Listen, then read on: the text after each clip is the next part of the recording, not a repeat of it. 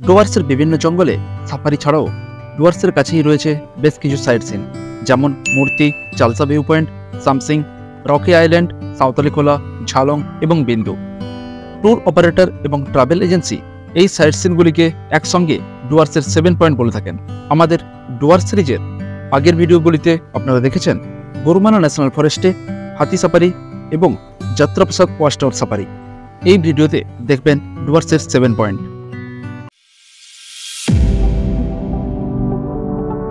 সকাল সকাল রিসর্ট থেকে ব্রেকফাস্ট করে বেরিয়ে পড়েছে ডুয়ার্সের 7 পয়েন্ট দেখার উদ্দেশ্যে। আমাদের প্রথম গন্তব্য মূর্তি ভিউ পয়েন্ট। ইনি হলেন জাহিদ ইসলাম, আমাদের আজকের 7 পয়েন্ট ভ্রমণের ড্রাইভার। মূর্তি ভিউ পয়েন্টে রয়েছে এরকম আই লাভ মূর্তি, আর তার ঠিক দুপাশেই রয়েছে দুটি বসার জায়গা। তারপরেই রয়েছে মূর্তি রিভার, আর তার ঠিক পরেই রয়েছে গরুমারা ন্যাশনাল পার্ক। মূর্তি রিভার যেটি আমাদের ডুয়ার্সের সাইট সিনের 7 পয়েন্টের মধ্যে প্রথম পয়েন্ট। আমার বাম দিকেই রয়েছে সেই মূর্তি রিভার।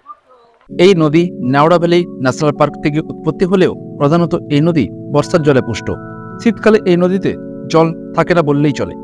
মূর্তি নদীর পাশেই রয়েছে ওয়েস্ট বেঙ্গল ফরেস্ট ডেভেলপমেন্ট কর্পোরেশনের বনানী রিসর্ট। বুকিংয়ের লিঙ্ক ডেসক্রিপশনে দেওয়া হলো। মূর্তিতে কিছুটা সময় কাটিয়ে চললাম চালসা ভিউ পয়েন্টের উদ্দেশ্যে। আমরা ড্রাইভারের সাথে কথা বলে জানতে পারলাম সাঁওতালি খোলা যেতে হলে ওখানকার লোকাল সিন্ডিকেটের কার নিতে হবে, আর সাঁওতালি খোলা যাওয়ার জন্য অন্য সাইট সিনগুলির তাড়াতাড়ি করতে হবে। তাই আমরা ডিসাইড করলাম আমরা সাঁওতালি খোলা যাব না। আমরা এসে পৌঁছলাম চালসা ভিউ পয়েন্টে। এই চালসা ভিউ পয়েন্ট থেকে পুরো শহরের ভিউটা এনজয় করা যায়।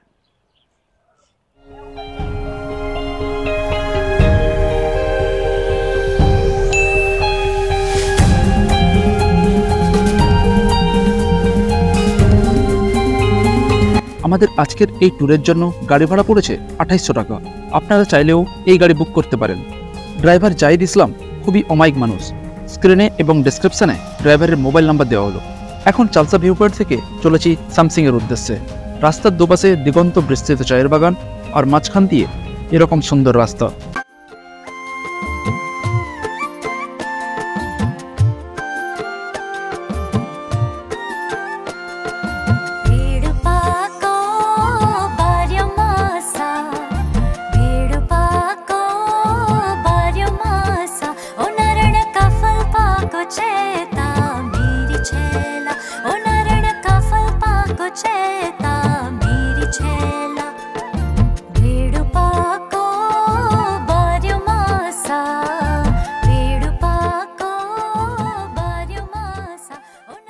এখানেও রয়েছে আই লাভ স্যামসিং।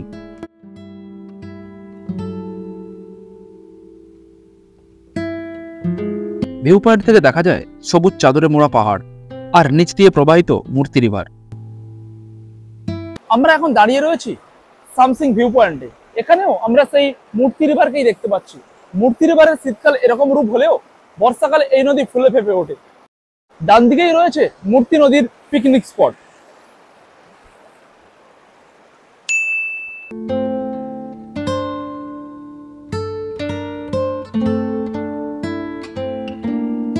স্যামসিং থেকে বেরিয়ে কিছুটা রাস্তা যাওয়ার পর আমাদের গাড়ি জঙ্গলের পথ ধরল। আমরা এসে পৌঁছলাম রকি আইল্যান্ড। এখানে বড় বড় পাথরগুলির জন্য এই জায়গার নাম হয়েছে রকি আইল্যান্ড। এখানেও প্রবাহিত সেই মূর্তি নদী।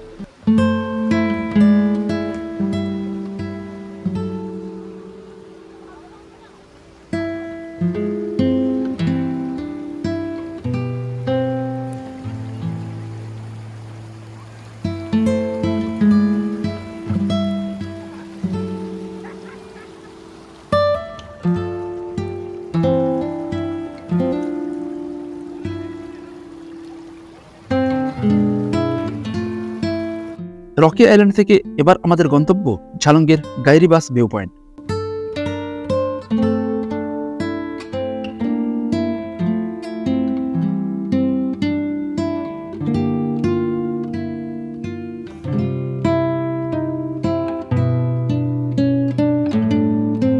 আমরা এখন এসে পৌঁছলাম গাইরিবাস ভিউ পয়েন্টে।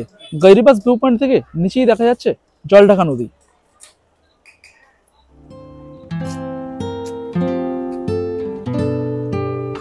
গৈরিবাস ভিউ পয়েন্টে আমাদের পেছনেই রয়েছে জলঢাকা রিভার, আর জলঢাকা রিভারের পাশেই রয়েছে জলঢাকা তাপবিদ্যুৎ কেন্দ্র। জলঢাকা নদীর পরের পাহাড়গুলি ভুটানের অংশ। এখানে জলঢাকা রিভার ভারত এবং ভুটানের সীমানা নির্ধারণ করে।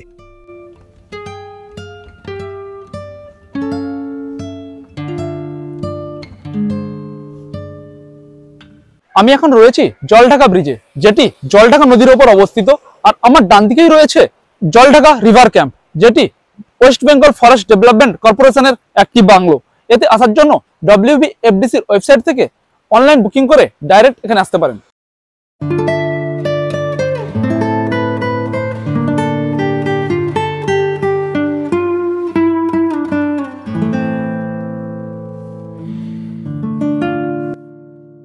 এটি হলো জলঢাকা তাপবিদ্যুৎ কেন্দ্র। এই তাপবিদ্যুৎ কেন্দ্রটি গৈরিবাস ভিউ পয়েন্ট থেকে দেখা যাচ্ছিল। এখানে জলঢাকা নদীর একটি সুন্দর রূপ দেখতে পেলাম।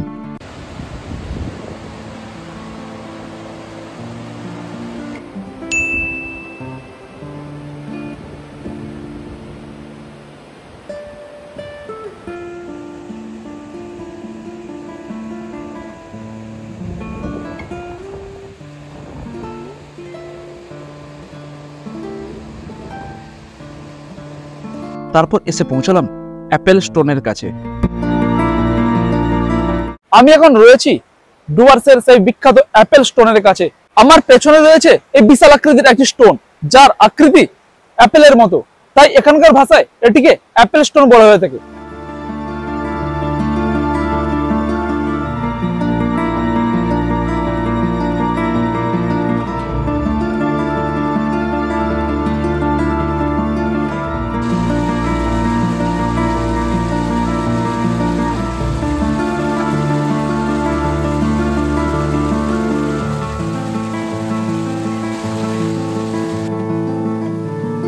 অ্যাপেল স্টোনের কাছেই রয়েছে হোটেল অ্যাপেল স্টোর।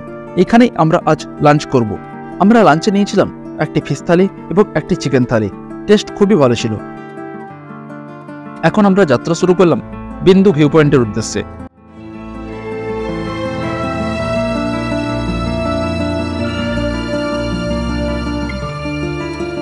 তারপর সুন্দর একটি পাহাড়ি গ্রাম অতিক্রম করে আমরা পৌঁছলাম বিন্দুতে।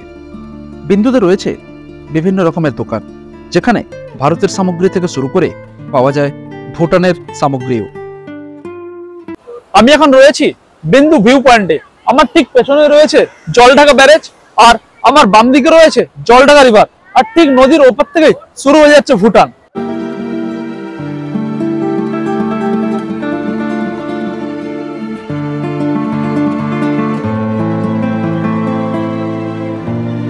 এখানকার স্থানীয় ছেলেরা নদীতে মাছ ধরছে।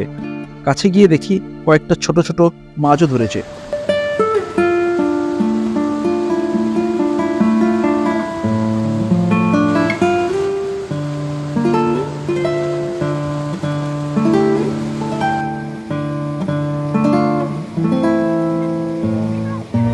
এটি ছিল আজ আমাদের লাস্ট ভিউ পয়েন্ট। যদি আপনাদের ভিডিওটি ভালো লেগে থাকে তাহলে লাইক করুন এবং শেয়ার করুন আপনার প্রিয়জন এবং বন্ধু বান্ধবের সাথে। এরকম ট্রাভেল ভিডিও দেখার জন্য চ্যানেলটিকে সাবস্ক্রাইব করে বেল নোটিফিকেশন অন করুন।